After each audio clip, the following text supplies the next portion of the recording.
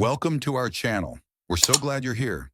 If you love inspiring stories, powerful lessons, and thought-provoking content, you've come to the right place. Don't forget to hit the subscribe button and turn on notifications so you never miss an exciting update. Join our growing community and let's share the journey together. It was a breezy Saturday evening in a small park on the outskirts of Fairfield, Connecticut. Families gathered together, children played soccer, and teenagers sat on benches, scrolling through their phones with earbuds in. 17-year-old Ethan was one of them. He sat alone under a tall oak tree. His younger brother Luke was finishing soccer practice, and Ethan had promised their mother he would wait to walk him home. Wearing a sleek black jacket with a white t-shirt underneath and polished sneakers, Ethan kept to himself, casually flipping through a book he had brought. He didn't notice the sound of roaring motorcycles approaching until it was almost too late. The motorcycles didn't just pass through, they stopped. 5 riders parked their bikes near the soccer field, their dark leather jackets standing out in sharp contrast to the families and kids around. They weren't talking or laughing. They were scanning the park, their eyes landing on Ethan. Ethan noticed them too. He glanced up briefly, his stomach tightening as their gazes locked. He wasn't one to jump to conclusions, but something in their stares made him feel uneasy. He turned his attention back to his book, trying to keep calm, but it wasn't long before the situation began to shift.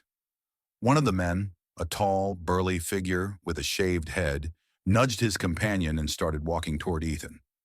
Ethan could hear the heavy footsteps before he even saw the man clearly. He looked up just as the burly biker was flanked by 2 others. Their faces were unreadable, but their intentions were clear. They moved with purpose, their boots crunching on the gravel path as they closed the gap between them. Ethan's heart started to beat faster, but he kept his face composed. He remembered his mom's words, "Never let them see you sweat." "What are you doing here, kid?" the burly man asked, his voice low and gruff. Ethan hesitated for a moment, his brow furrowing slightly in confusion. "I'm waiting for my brother," he replied calmly but firmly. The burly man smirked and exchanged a glance with his companions. "This doesn't seem like your kind of place," he said, his words dripping with something unspoken. Ethan clenched his jaw, but he didn't let his calm demeanor slip. "It's a public park," Ethan replied, meeting the man's gaze directly. The biker's smirk faltered for a moment, but it quickly returned. "Got a smart mouth, huh?" he taunted, stepping closer. The other 2 men spread out slightly, surrounding Ethan. People continued to walk around the park, unaware of the growing tension under the oak tree. Ethan glanced around, hoping someone might notice. But most of the attention was focused on the soccer field, where his brother's game was winding down. Ethan wasn't scared, not yet, but he could feel the situation escalating. His years of martial arts training had taught him to stay calm, to assess, and to react only when necessary. He knew that fighting was always the last resort. "Look, I don't want any trouble," Ethan said, keeping his voice steady but firm. "I'm just here for my brother." The burly man didn't back off. Instead, he leaned in slightly, getting uncomfortably close. "Trouble?" the man mocked. "Who said anything about trouble?" His voice was low, taunting, as he stood towering over Ethan. Ethan's pulse quickened, but his hands stayed relaxed, resting on his knees. He was ready, but he wouldn't make the first move. Something in the man's words made it clear that they weren't going to let him off easily. "Maybe you should show us what you've got," the biker sneered. His friends chuckled quietly behind him. Ethan didn't move. He kept his stance strong and his hands relaxed, but his gaze never left the man. His years of training had taught him how to read people. He knew these bikers weren't here to chat. "What's the matter, kid? You scared?" the large man mocked, leaning in closer to David. David remained still, his gaze unwavering. He took a slow breath, not answering immediately. Fear wasn't the problem here. Time was. "I'm just waiting for my brother," David answered calmly, his voice even. The burly man let out a laugh, exchanging a glance with his friends. "This doesn't seem like your kind of place," he said, his tone filled with mockery. David didn't flinch. He knew what was coming, but kept his composure. The other bikers spread out, forming a semicircle around him, each step bringing them closer. The park remained full of families enjoying their day, unaware of the tension building under the oak tree. David scanned the surroundings, hoping for help, but the people were too focused on the game. His brother's match was almost over. David wasn't scared. Not yet. But he could feel the air shift, the situation getting worse. Years of martial arts training had taught him to wait and observe, to act only when necessary. Fighting was the last resort. "I'm not looking for trouble," David said firmly, looking directly at the burly man. "I'm just waiting for my brother." The biker's smile faded, replaced by a sneer. He took another step closer, crowding David. "Trouble? Who said anything about trouble?" The burly man chuckled lowly, leaning in close enough that David could feel his breath. David clenched his jaw, but didn't react. "Leave him alone!" A voice suddenly broke through the tension. David turned his head just in time to see his younger brother, Jake, standing a few feet away from them, still sweaty from his soccer game. "Jake, get back!" David called out sharply, his voice full of warning. But the bikers turned to face Jake, their grins widening at the sight of a younger target. "Is this your little brother?" one of them sneered, pointing at Jake. "Maybe we should show both of you a lesson." David's pulse quickened, but his resolve only strengthened. Without another word, David stood up slowly, his movements deliberate and controlled. He positioned his feet in a defensive stance he had practiced over and over in martial arts class. His gaze never wavered from the bikers. "Don't touch him," David said firmly, his voice calm but laced with authority. The burly man laughed, shaking his head. "Look at this guy, thinks he's tough." His friends laughed with him, but David didn't flinch. "You're not going to do anything," one of them taunted as he took another step forward.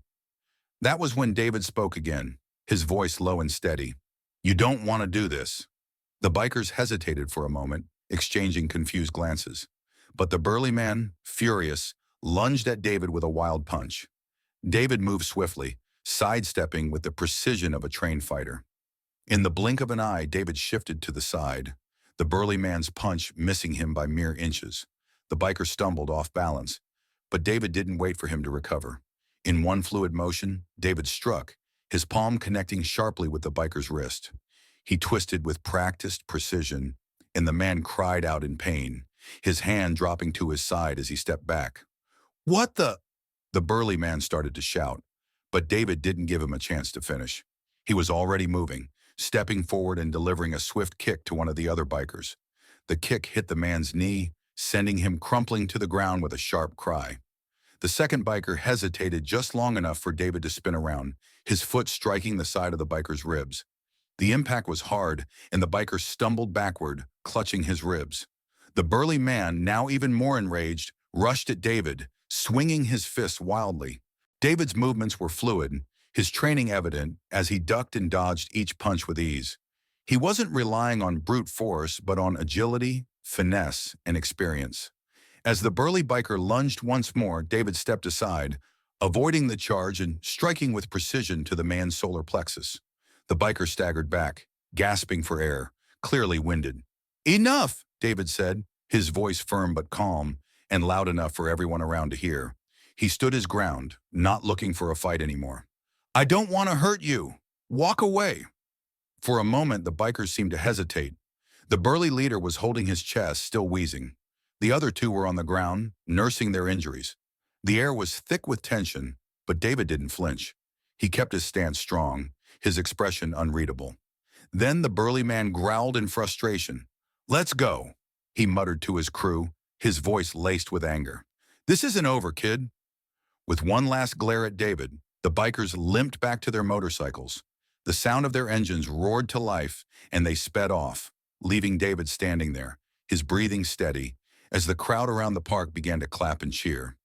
Some even pulled out their phones to capture the moment. Jake rushed to his brother, eyes wide with a mix of fear and admiration. "David, are you okay?" he asked, his voice shaking slightly. David knelt down, placing a reassuring hand on Jake's shoulder. "I'm fine," he said, offering a small smile. "Let's go home." As they walked away from the park, David couldn't shake the feeling that this encounter wasn't truly over. He knew the bikers would be back, but he also knew he was ready for whatever came next. The walk home was quiet.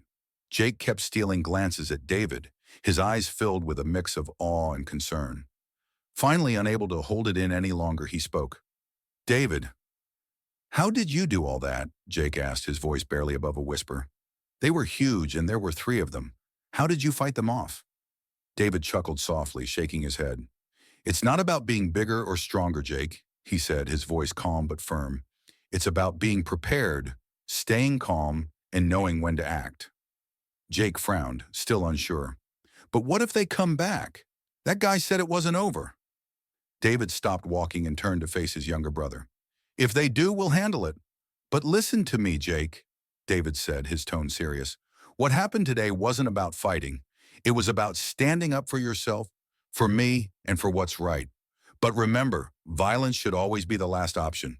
Jake nodded slowly, absorbing his brother's words. I understand, David, he said quietly. But what if they come back with even more guys? David gave him a reassuring smile, placing a hand on his shoulder. If they do, we'll be ready, but we won't be looking for trouble. We'll deal with it the right way. They continued walking in silence, the weight of the conversation lingering in the air. David couldn't shake the feeling that the encounter wasn't truly over. He knew the bikers would be back eventually, but he felt ready. When they arrived home, their mom was waiting for them on the porch. She looked up, arms crossed, a concerned frown on her face. You're late, she said, her voice tinged with worry. David hesitated for a moment, exchanging a glance with Jake. Something happened at the park, David admitted, carefully choosing his words. He didn't want to worry his mom more than necessary, but he also believed in honesty. As he recounted the story, their mother's expression shifted. First it was fear, then pride. She listened intently, her lips pressed tightly together, but her eyes were glistening with emotion. Michael, she said, once David finished, I'm proud of you for protecting your brother and yourself, but promise me one thing. David nodded, his expression serious. Anything, Mom. Don't ever take risks like that unless you have no other choice, she said, her voice filled with concern. Promise me you'll be careful, always. I promise, Mom, David said, his voice firm with sincerity. I won't take unnecessary risks. That night, as David lay in bed, he replayed the events in his mind.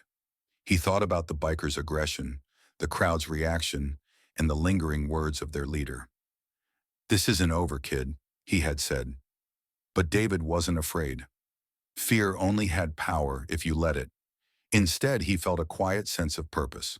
The world wasn't always fair, but moments like this proved that courage and discipline could make a difference. The following days passed uneventfully, but David couldn't shake the feeling that something was still looming. He knew the bikers wouldn't forget what had happened in the park. Every time he walked through the neighborhood, he found himself glancing over his shoulder, expecting to see the group of bikers lurking nearby. It wasn't paranoia, it was instinct. One afternoon, a week after the incident, David was walking home from school when he saw a familiar motorcycle engine roar in the distance. His heart skipped a beat. He didn't turn to look, but he could feel the presence of the bikers. His body tensed, every muscle ready. He continued walking, determined not to show fear. The sound of the motorcycles grew louder, then faded as the bikers sped past. David's heart remained steady, but the tension in his body didn't ease. He knew it wasn't over. That evening, as David and Jake were sitting in the living room, their mom walked in, looking more serious than usual. David, she said, her tone low and cautious, we need to talk. David immediately sat up straighter. He could tell by the way she spoke that it wasn't just about the bikers. It was something more. I spoke to some neighbors today, she began, her eyes narrowing. They've seen those bikers around lately. They've been asking questions about you, David. David's stomach sank. What kind of questions? He asked, his voice steady despite the growing concern inside. Questions about who you are, where you live, and what you're doing around here, she replied, her expression darkening. I'm worried, David. They're not letting this go. David stayed quiet for a moment, processing the information. He could feel the weight of the situation pressing down on him. It was one thing to defend himself in a park. It was another to have people actively seeking him out. I'll be careful, Mom, David said after a moment, his tone resolute. But don't worry, I'm not backing down. His mom looked at him for a long time, as if weighing his words. Finally, she nodded. Just promise me you'll stay smart, and if you need help, don't hesitate to come to me. I promise, Mom, David replied. He knew his mother would never fully understand the gravity of the situation, but he also knew she wanted to protect him. He would do everything he could to keep his family safe. That night, as David lay in bed, the words of the biker leader echoed in his mind. This ain't over, kid. He didn't know when they'd come back, but he was ready.